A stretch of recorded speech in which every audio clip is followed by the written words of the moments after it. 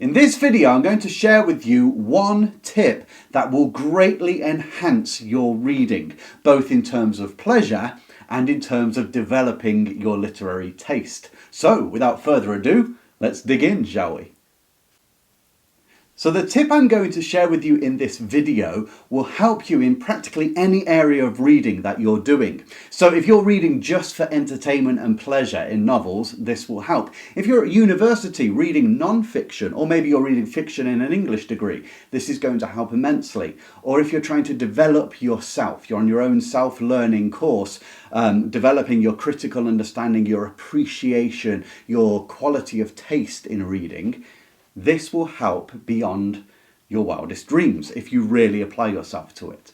Now, if you've watched this channel for any length of time, you know that we don't just talk about reading books, but we like to get into the books. We like to develop a deeper appreciation of what we're reading and keep building, raising ourselves higher and higher and understanding how books present themselves to us.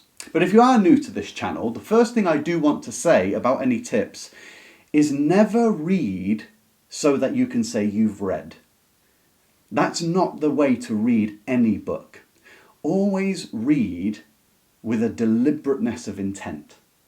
Whether that's to deeply understand a particular topic because it's non-fiction, or whether it's to develop your nose for literature, that quality of fragrance sense where you can pick out the individual floral notes which make up the bouquet of what you're reading, or to refine your palate so that you can discern the sharpness, the bitterness, the umami, the piquant, the sweet and the sour that combined make up the total flavour of a book, and train your hands, as it were, to feel across the texture of what you read, discerning all the flecks and dints that make up its fabric.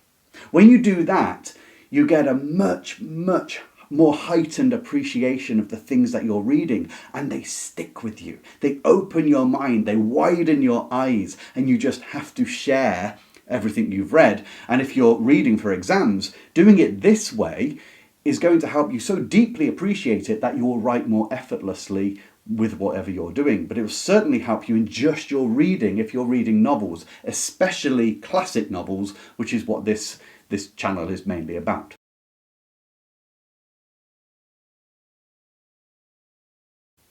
So what is this tip that is going to enhance your reading, take your reading to another level, make you enjoy it more and get more out of it? Well, very simply, it's one of these. This is a notebook.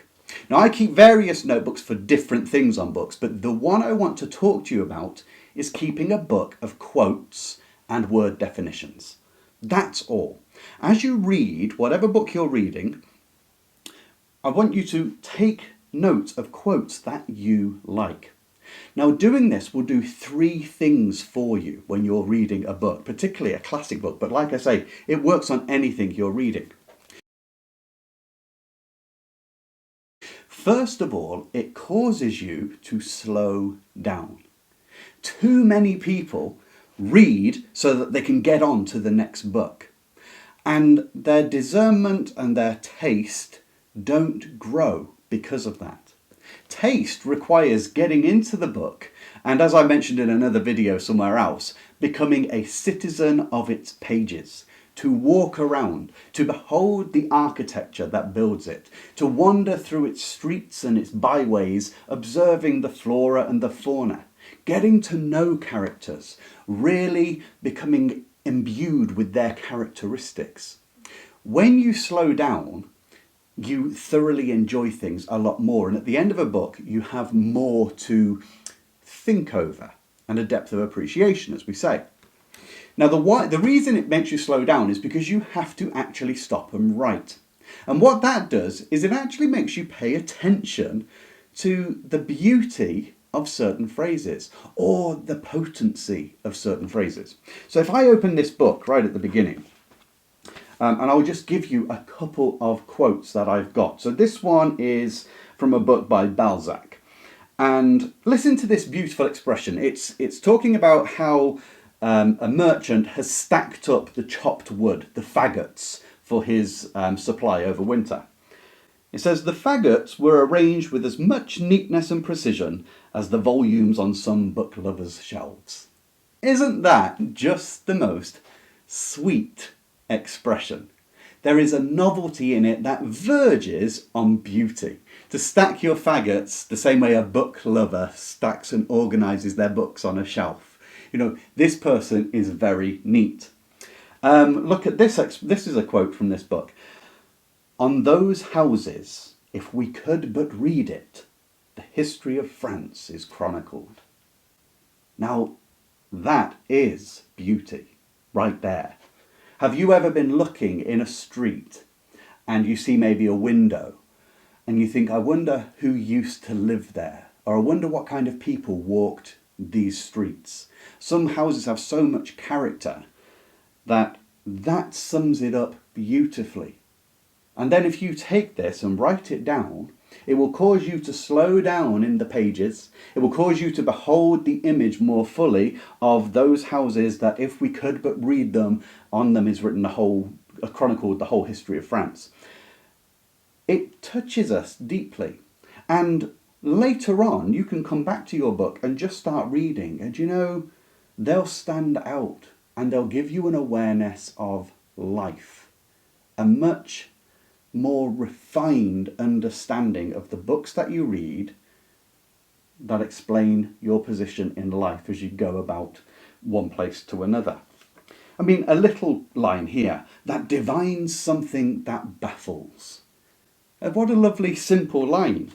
Someone else here, she was on the daisied brink of life. What a delicious expression, the daisied brink of life. So we know we've got someone in there, you know, coming up to their latter teens, about to become a woman in this case. There's so many beautiful expressions. And so by taking the time to just stop and write them down, it will cause you to slow down and pay attention with more detail to the world that you're reading your way through. And that even works with non-fiction. It helps you inhabit the way the author is writing, to get familiar with their mind. A second reason that writing down quotes that catch your interest in reading is so useful is because it builds your powers of discernment and understanding. A sense of noting the subtle, being able to look at the structure and architecture that holds up something that is beautiful or sublime or noteworthy. And what this does is it helps you then, over time, to start constructing your expressions of thought and your words in a way that's more refined, that strikes to the heart of things more fully. And whether that's because you're writing to express yourself or because maybe you're thinking inwardly, it's going to ennoble your own spirit. Now, I'm just picking up from my book what I've been reading in the past, and I'm just taking quotes. Just look at how characters are brought about, an understanding of how to develop a character. This one made me giggle. Her indignation would fizz and ooze a little, though she was determined to keep it corked up. If I were to go and reflect on that, it made me smile, but now I can go back after the whole book and I can look at it and think, why is that such a good phrase? Well, the use of the word fizz and ooze, we get the sensation of indignation, the inner turmoil, and then corked up, the sense of repressing oneself. But it makes a brilliant metaphor. And when we notice that, I can start thinking, oh, how could I express myself like that? I see how that is what makes a more lively expression. Another one about characters. He, when under the influence of a strong feeling, had a promptitude of action. Now, I really like that. So, when anything grabs this fella, it's Mr. Tulliver, by the way, from Mill on the Floss. When anything grabs him, what happens is he has to move quickly. I love the ability to associate the two attitudes, the disposition. You see how a character is being built. What else have we got? Let's keep going. People who seem to enjoy their ill temper have a way of keeping it in a fine condition by inflicting privations upon themselves. Now, haven't you seen that kind of person? The person who, when they're upset, they like to wallow in it, and they actually want to keep feeling the bitterness, and they do it by deliberately denying themselves pleasure. It inflicts that pain on those watching as well.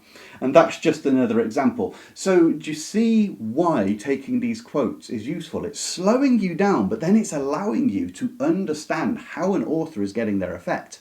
And what that is training the nose to sense the different fragrances which build up the entire bouquet. It's all well and good saying, oh, I enjoyed that book, but now to go back, be able to split it apart and go, that's one of the reasons why. I see how the author is getting me to move and think and feel.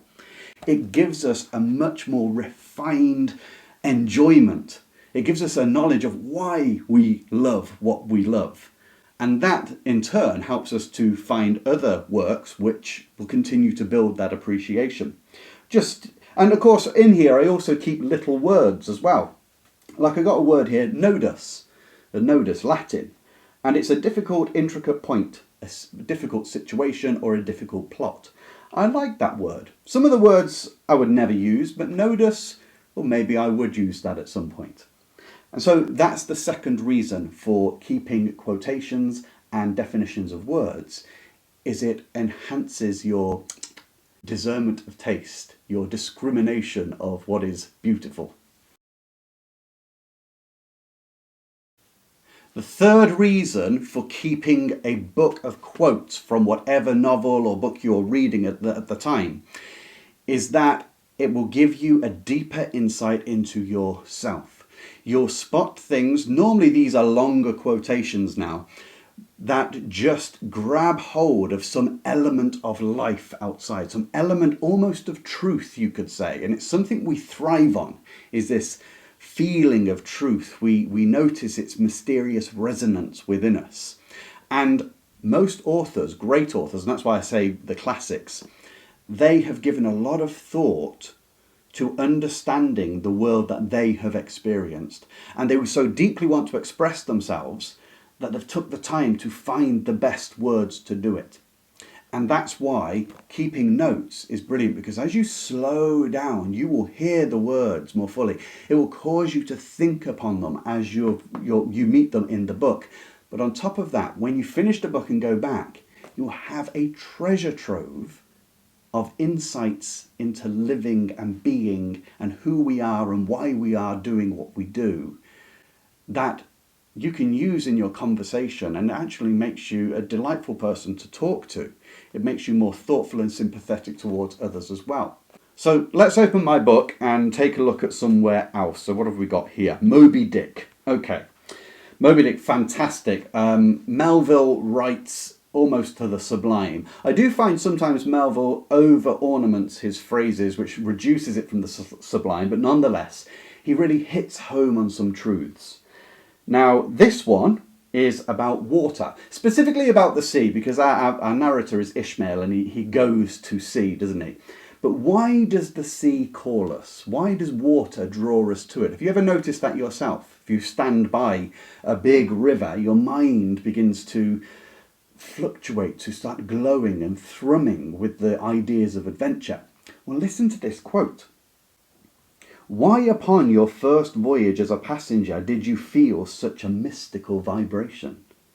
Why did the old Persians hold the sea holy? Why did the Greeks give it a separate deity and make him the own brother of Jove? But that same image we ourselves see in all rivers and oceans. It is the image of the ungraspable phantom of life. And this is the key to it all. Now that is an absolutely brilliant bit of writing. Notice it was a long quotation. I'll also say that I haven't done the whole quotation there. I put ... because for me, in that quotation, Melville slightly over-eggs it. He gives too many examples. And so I just condensed it down. That whole idea of the Persians viewing the sea as holy, the Greeks making a separate deity of it, the brother of Jove, Jupiter, the greatest of the gods, Zeus, and then that ungraspable phantom of life. Doesn't that just sum up how you feel when you stare across the sea when you go to see it. So another example, let's look somewhere else. What have we got here? Robinson Crusoe. Okay, what about these? Okay, this one's about the power of money, or actually the valuelessness of money. I smiled to myself at the sight of this money. "O drug, what art thou good for?" I said. "Thou art not worth to me, no, not the taking off the ground. One of those knives is worth all this heap." So when you stop and pause and reflect about how he's phrased this, it makes us think about what we're doing with our life. Money is the pursuit of most humans on the earth. They strive after it constantly. And yet, in the account with Robinson Crusoe, he is shipwrecked. He finds money in a chest, which is on board the shipwreck. But what use is it? He has a load of money and gold, and he says, one of those knives is worth all this heap. Actually, what is really important? Do you see how that works? There's another one here. This is very good.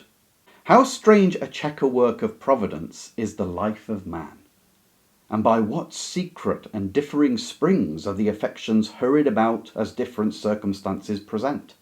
Today we love what tomorrow we hate. Today we seek what tomorrow we shun. Today we desire what tomorrow we fear."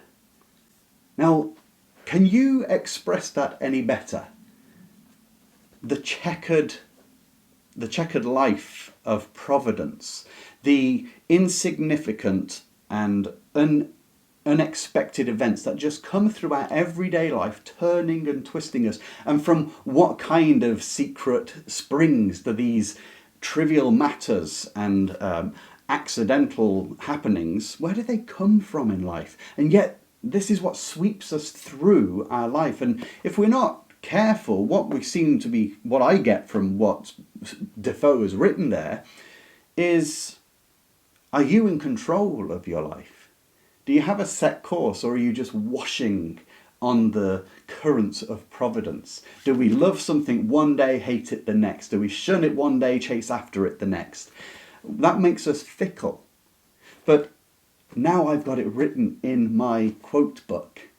Whenever I go back and just flick through this, little nuggets, golden nuggets of genius will pour out. And so I highly recommend you get yourself a book just for taking quotations. Now, the way you do it, it's not to just keep flicking open books and finding them. It's personal to you. When you're reading a book, so I quoted Mill on the Floss there, which I read again this last month with my Patreon group. I will just write Mill on the Floss by George Eliot. And then as I go along the book, while I'm making my annotations in the book, if there is a quote which I think, wow, that's beautiful, I'll just write it down. Remember what it does? It slows me down.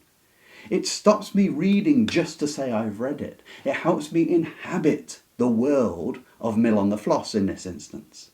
It also makes me appreciate more finely just what the author is managing to do. And that gives me a delight in the book I'm reading. And then afterwards I can read it back and get these little diamonds and emeralds and sapphires of great value of insight, or just sometimes instruction on how to phrase your words, or how to interpret a person's character. That is delightful. That is delicious. And I highly recommend you do it.